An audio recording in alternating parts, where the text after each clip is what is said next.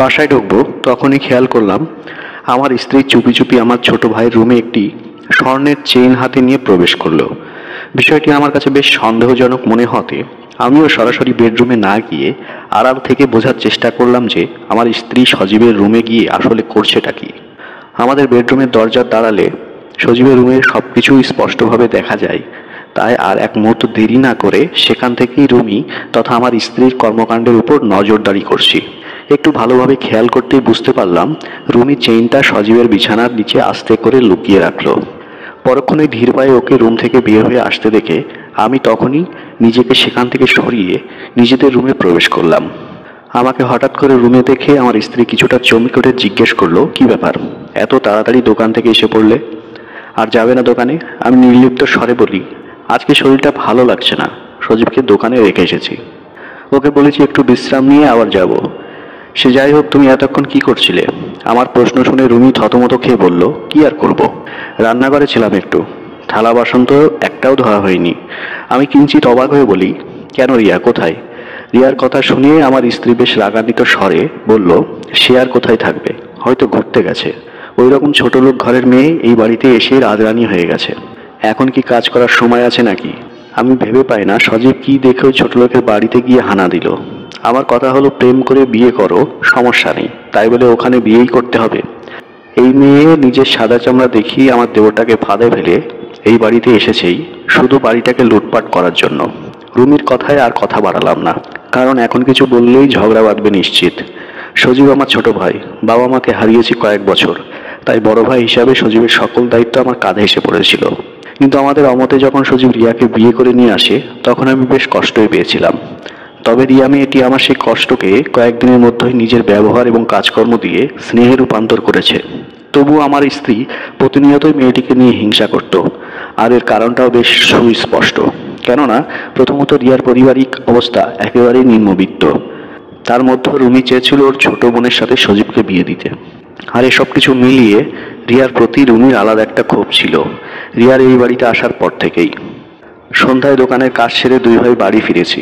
আমি রুমে প্রবেশ করতেই খেয়াল করি আমার স্ত্রী আলমারি থেকে কাপড় চোপড় অগোছালো অবস্থায় এদিক সেদিক ফেলে দিয়ে কি যেন গভীর মন দিয়ে খোঁজার চেষ্টা করছে। কৌতূহলী স্বরে জিজ্ঞেস করলাম, কি ব্যাপার, এমন হন্তদন্ত হয়ে কি খুঁজছো? রুমি চিন্তিত মুখে বলে, আরে আমার মায়ের দেওয়া সেই স্বর্ণের চেইনটা কোথাও খুঁজে পাচ্ছি না, কে নিল সেটাই বুঝতে পারছি না। আমি সীমিত সময়ের জন্য অবাক হলাম সকালের ঘটনা ভেবে।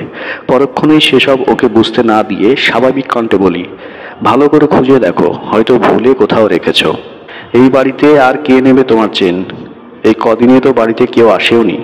রুমি ভ্রুকুচকে বলল, নেওয়ার মানুষের অভাব আছে নাকি?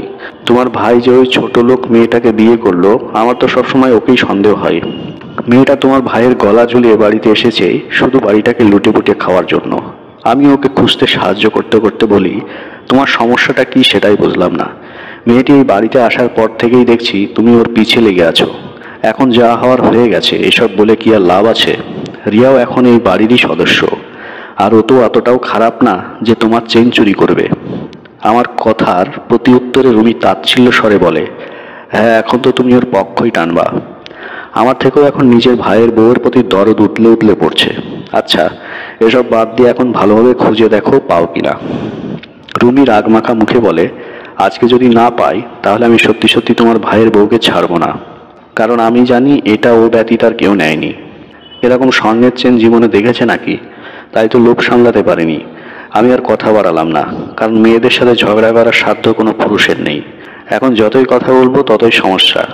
ডাইনিং টেবিলে আমি সজীব আর রুমি বসে আছি, এদিকে রিয়া খাবার গরম করতে রান্নাঘরে অবস্থান করেছে। নীরবতা ঠেলে হঠাৎই রুমি সজীবকে উদ্দেশ্য করে বলল, শোন সজীব, তোকে একটা কথা বলার ছিল। সজীব কৌতূহল দৃষ্টিতে তাকাতেই পর মুহূর্তেই রুমি বলে, তুই জানিস আমি সব কথা সোজাসুজিভাবে বলি। তুই রিয়াকে বিয়ে করার পর থেকে এই বাড়িতে আমার একটার পর একটা জিনিস চুরি হচ্ছে। আগের জিনিসগুলো ছোটোখাটো হওয়াতে সেসবের কথা তোকে বলিনি, কিন্তু এবার আর চুপ থাকা যায় না।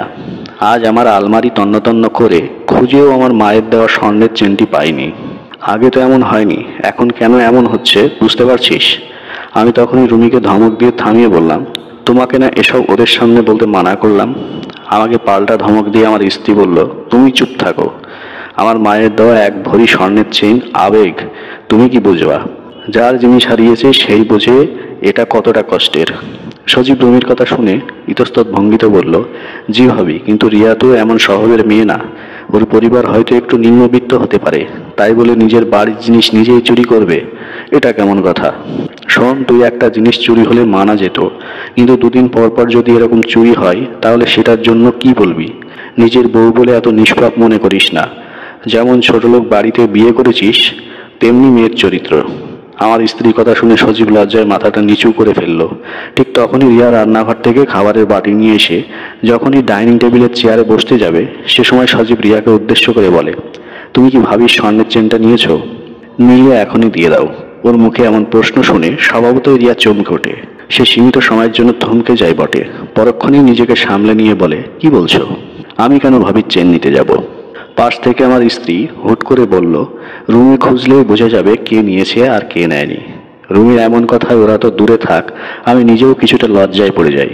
কিন্তু এখনো আমি সবকিছু জানা সত্ত্বেও চুপ করে বসে আছি, কেননা এর শেষটা আমি দেখতে চাই। এবং আমার স্ত্রী হিংসার বশে কোথায় চলে গেছে সেটাও তো ওকে বোঝাতে হবে ঠিকঠাকভাবে। রুমি সজীবের ঘরে এসে আলমারি সহ বিভিন্ন জায়গা নিজের চেইন খোঁজার অভিনয় করছে। পাশেই রিয়া লজ্জায় মাথা নিচু করে দাঁড়িয়ে আছে, কারণ এভাবে চুরির অপবাদ দিয়ে কারো রুমে চুরির জিনিস খোঁজাখুঁজি করাটা নিশ্চয় অপমানজনক। অন্যদিকে সজীবের চোখে মুখে এক রাগের আভা উকি ঝুঁকি দিচ্ছে। ওর মনের কথাটা বুঝতেও আমার অসুবিধা হলো না। আর আমি দাঁড়িয়ে আছি অনুভূতিহীন এক নির্লিপ্ত ভঙ্গিতে। এক এক করে খুঁজতে খুঁজতে যখন আচমকায় আমার স্ত্রী ওদের বিছানার তোষকটা উঠালো, তখনই সজীব আর রিয়া অবাক নয়নে সেদিকে তাকিয়ে আছে। রুমি তোষকের নিচ থেকে চেইনটা হাতে নিয়ে এক শয়তানি মার্কা হাসি দিয়ে বলল, কি বলেছিলাম না? আর আমাকে তো কেউই বিশ্বাস করলি না। এখন বোঝ তোর বউ কেমন ধরনের মেয়ে। এখনো তোর বউকে কি মাথায় উঠিয়ে রাখবি নাকি? ওর কথা শেষ হতে দেরি, কিন্তু রিয়ার গালে সজীবের চর মারতে দেরি হলো না। চর খেয়ে লজ্জা এবং অপমানে রিয়া মেঝের দিকে তাকিয়ে টুপ করে নিজের অশ্রু বিসর্জন দিচ্ছে। এদিকে আমার স্ত্রী চোখে মুখে এক প্রাপ্তির হাসি। আমি আর এক মুহূর্ত দেরি না করে সবাইকে অবাক করে দিয়ে সজীবের গালে সজোরে একটি চর বসিয়ে দিলাম। আর ঠিক তার পর মুহূর্তেই রুমির গালে চর বসিয়ে দিলাম তারও দ্বিগুণ গতিতে। আমার এমন কাণ্ডে হতভম্ব হয়ে সজীব আর রুমি আমার দিকে তাকিয়ে আছে। নীরবতা ঠেলে সজীবকে উদ্দেশ্য করে বলে, তোকে চর মেরেছে কি কারণে শুনবি? কারণ হলো তুই কোনো কিছু যাচাই না করেই এক নির্দোষ মানুষকে আঘাত করেছিস। পরক্ষণেই রুমির দিকে তাকিয়ে বললাম, তোমাকে কেন চর মেরেছি সেটা তো তুমি নিশ্চয় জানো। রিয়াকে এই বাড়ি থেকে বের করার জন্য এসব যে তোমার চাল সেটাও আমি আগে থেকেই জানি। আর সকালে তো নিজ চোখেই দেখেছি তুমি নিজে গিয়ে ওদের বিছানার নিচে চেনটা লুকিয়ে রেখেছো। তাছাড়াও তো এতটাও বোকা নয় যে তোমার চেন চুরি করে এই বিছানার নিচেই রাখবে। এখনো কি আমার সামনে এই মুখ নিয়ে দাঁড়িয়ে থাকতে চাও? আমি আসলে তোমাকে বিয়ে করে একটি বিষয় উপলব্ধি করতে পেরেছি এতদিনে, যে আমি কোনো মানুষকে বিয়ে করিনি, বরং বিয়ে করেছি টাকা পয়সাওয়ালা বাপের এক হিংসা বিদেশ ভরা অমানুষকে। আমার কথা শুনে সজীব আর রিয়া উভয়ই অবাক চিত্তে আমার দিকে তাকিয়ে আছে। আর অন্যদিকে আমার মহামান্য স্ত্রী অন্যকে লজ্জা দিতে গিয়ে নিজের স্বামীর কাছে ধরাশয়ী হয়ে লজ্জায় মুখ লুকানোর জায়গা পাচ্ছে না। উল্টো সে নিজেই এখন চোখের অশ্রু বিসর্জন দিতে ব্যস্ত। এছাড়া আর কি বা করার আছে তার? তো বন্ধুরা, আজকের এই ছোট গল্পটা যদি আপনাদের একটু ভালো লাগে অবশ্যই একটা লাইক করে দিন, বন্ধুদের সঙ্গে শেয়ার করে দিন। আর এরকম গল্প পেতে হলে অবশ্যই চ্যানেলটিকে সাবস্ক্রাইব করে বেল বাটন প্রেস করে রাখুন, যাতে করে আমার লেটেস্ট ভিডিওগুলো সবার আগে আপনার মোবাইল স্ক্রিনে দেখতে পান। তো আজ এই পর্যন্তই। ভালো থাকবেন, সুস্থ থাকবেন। ধন্যবাদ সবাইকে।